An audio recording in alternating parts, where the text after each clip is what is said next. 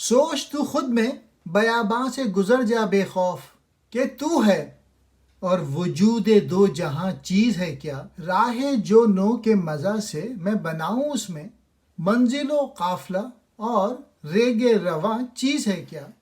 اپنے آپ پر غور کر اور اس زندگی کے بیاباں سے خوفزدہ ہو کر مت گزر، کیونکہ تیری ہستی کی بدولت ہی دو جہاں کا وجود ہے. تو کائنات کے لیے نہیں بلکہ کائنات تیرے لیے ہے. اس راہ عشق میں جو میں نے پلکوں کی نوک سے بنایا ہے، منزل، قافلہ اور اڑتی ہوئی ریت کی کوئی حیثیت نہیں.